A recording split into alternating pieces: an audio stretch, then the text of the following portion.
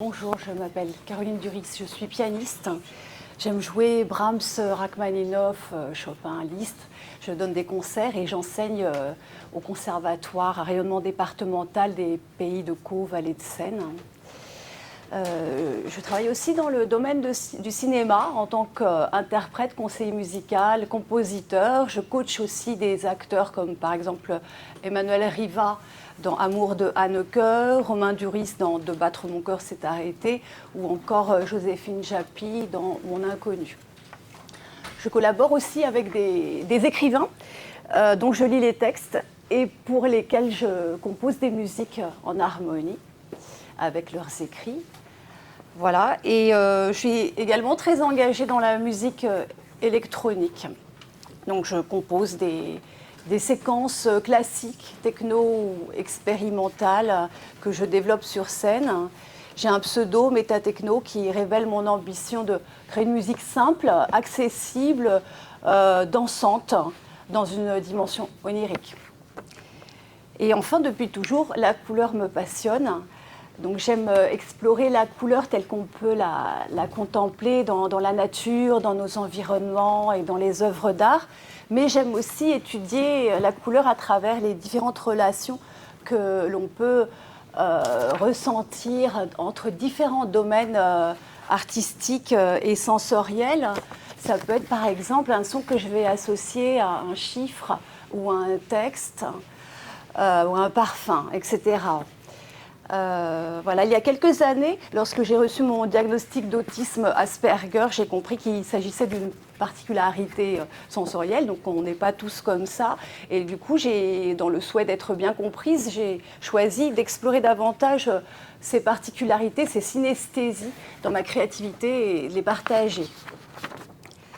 Alors mon idée est de faire vivre la relation entre couleur et son dans un voyage synesthésique. J'exprime mes sensations colorées au piano et à travers des sons que je travaille sur mon ordinateur et je traduis mes perceptions visuelles au moyen de vidéos et de graphismes, de formes donc, que je crée par vidéo, à l'huile, à la gouache, au crayon de couleur, etc. Donc mes plages sonores et visuelles constituent un matériau sensible et malléable destiné à être joué sur scène. En direct en fait. Voilà, c'est pas forcément sur scène, mais en tout cas c'est en direct. Et dans le but justement de révéler une interaction entre les ondes sonores et colorées et de révéler une synesthésie. Alors, qu'est-ce que la synesthésie? Alors rapidement, c'est lorsque la perception d'un phénomène associe des associations, des sensations de diverses natures. Donc ça peut être par processus cognitif, par exemple, une opération mathématique appelle une couleur ou un itinéraire. Ça peut être quand une sensation dans un domaine donné va évoquer le même genre de sensation dans un autre domaine sensoriel ou artistique. Et enfin, c'est aussi quand une émotion se propage d'un domaine à un autre. Et là, il s'agit de la même émotion en l'occurrence. Parmi les artistes synesthètes, on peut citer Kandinsky, Paul Klee, chez les musiciens, Messiaen, Scriabine, voilà, etc. Mais rares sont les écrits qui en témoignent de cette synesthésie. Alors pourquoi travailler sur la synesthésie? Parce que cela affine notre perception, développe nos capacités de compréhension, notre mémoire, stimule notre imagination et donc donne une impulsion à notre créativité. Et les effets de la couleur et du son peuvent nous plonger dans des états particuliers et donc on pourrait jouer sur différentes énergies. Et enfin, le fait de tisser des liens ou de créer des associations peut nous permettre de mieux comprendre les codes et les enjeux d'une société, de notre société, et donc de mieux s'intégrer, d'arriver à être plus autonome, à se sentir libre. Et donc en cela, on peut dire que c'est un puissant vecteur d'intégration culturelle et de réduction des inégalités. Alors, comment la synesthésie se manifeste dans ma démarche? J'aime explorer les différentes manières dont la couleur se manifeste en musique. Donc, par exemple, on peut prendre une dimension ludique et logique. Par exemple, j'aime l'idée de comprendre l'harmonie des couleurs comme on pourrait apprendre la musique. Donc, en créant des correspondances mathématiques, en fait, hein, parce que si on observe le cercle chromatique, on peut constater qu'il comporte 12 couleurs avec des écarts équidistants, comme le piano dans notre système tempéré. Hein, il y a une vraie concordance. Et donc là, j'ai fait une petite gamme voilà, où chaque son correspond à une couleur. Et scientifiquement, on peut vraiment établir une relation voilà, dans cette échelle de rapport. Voilà, de mesure.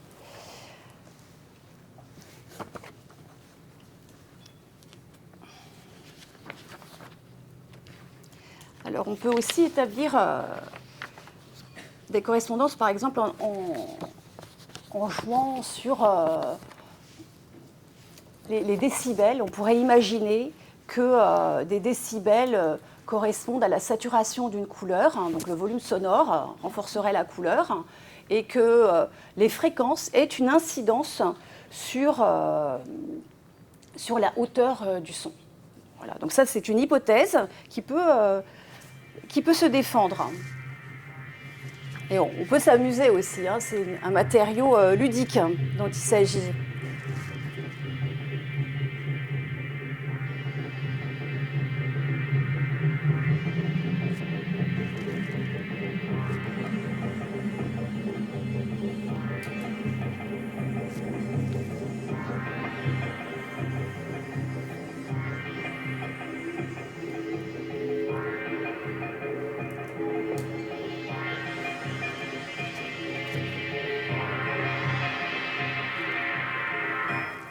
Voilà.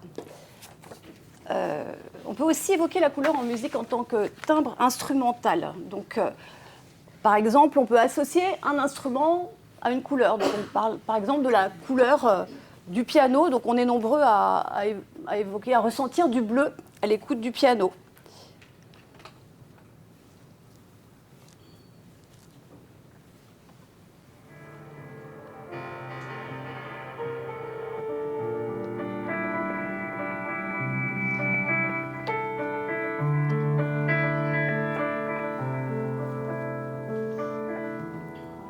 On peut jouer aussi sur l'interprétation, la couleur en tant qu'interprétation, c'est-à-dire selon le toucher que je vais avoir, selon le contexte donné, on peut dire, par exemple, le bleu peut varier.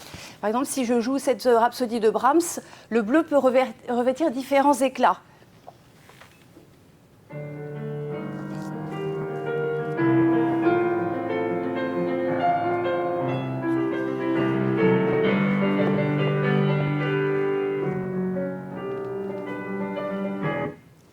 Pardon. Le vert aussi. Pardon, excusez-moi, je ne suis pas dans mon atmosphère. Oui, alors, donc j'évoquais l'écoute du piano, l'interprétation. Donc la couleur, elle peut aussi être comprise en tant que code. Donc comme on peut le constater, voilà, désignation, signal. Donc là, c'est un exemple typique, ma surface de contrôle, qui est colorée selon les séquences musicales. Voilà, qui correspondent. Voilà, il y a une vraie correspondance, après qui est plus ou moins subjective, bien sûr. Hein, ça dépend de ce que l'on ressent.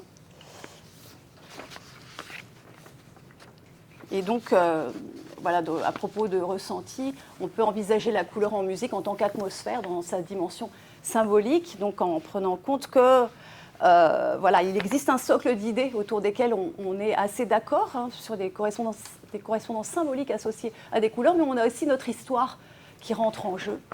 Voilà, donc par exemple,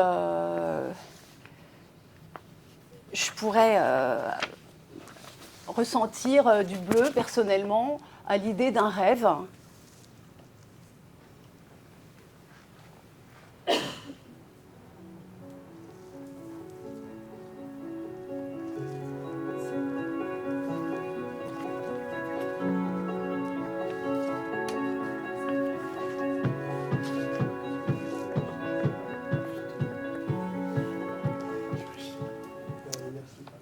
dirais dans le même style, le vert qui peut inspirer l'équilibre ou la confiance, chez moi, peut éveiller aussi l'anxiété, mais qui peut être aussi quelque chose de positif, étant donné que ça peut être un moteur d'action.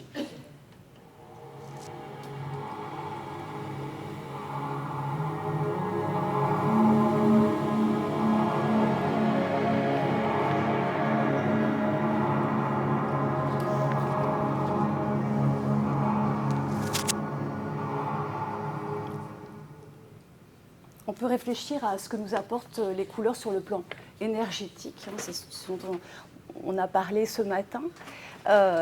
Donc, par exemple, voilà, si je prends la couleur complémentaire du vert, donc le rouge, voilà, on peut aussi ressentir, on peut vraiment ressentir une énergie, par exemple, associée à une musique. Par exemple, si j'ai un rythme dans des sons graves avec une couleur rouge sur fond noir. Voilà, moi, je perçois ce genre de phénomène.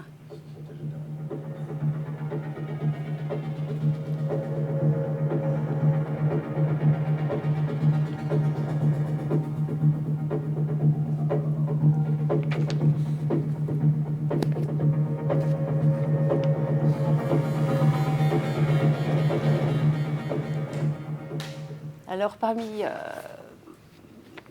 mes expériences, j'ai créé une musique avec un tempo qui permet une bonne cohérence cardiaque, parce que voilà, quand je travaille mon piano, j'ai besoin d'avoir un maximum d'énergie et un maximum de concentration aussi. Donc j'ai trouvé intéressant de faire cette expérience voilà, d'une musique autour de ce concept de cohérence cardiaque, donc avec des couleurs qui vont être induites par, voilà, par les différentes énergies que l'on peut ressentir là, dans l'extrait que je vous montre, c'est par rapport aux 4 éléments, mais après, il peut y avoir d'autres thématiques colorées.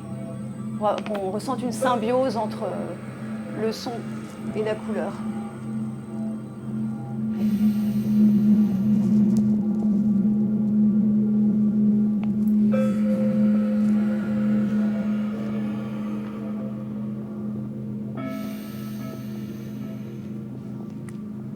Alors, toujours dans la recherche de régénérescence, de calme et de concentration, j'explore les fréquences.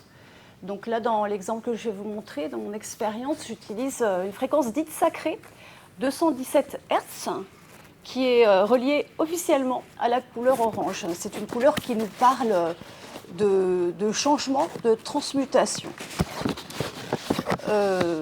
Alors j'ai créé une illusion auditive en partant de 2 sources sonores qui comportent de légères différences, ce qui va créer un battement binaural.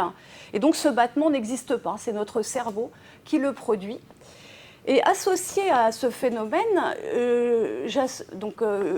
nous allons percevoir une illusion visuelle grâce au contraste simultané, donc, où je vais utiliser cet orange sur fond gris, et le gris va revêtir, selon la luminosité de l'orange, la couleur complémentaire. Donc voilà, est-ce que l'on va ressentir quelque chose de particulier en observant cette relation ? Alors là, il y a un petit souci de concordance de couleurs sur l'écran. Voilà, ce n'étaient pas les couleurs que j'avais programmées, parce que là, pour le coup, c'est complètement bleu. Voilà. Alors, désolée, c'est complètement modifié.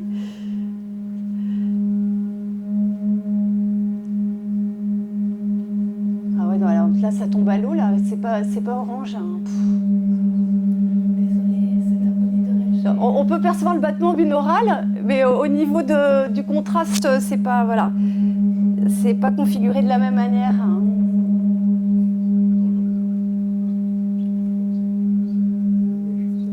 Donc c'est la fréquence 217 Hz sur laquelle je joue, avec des petites différences.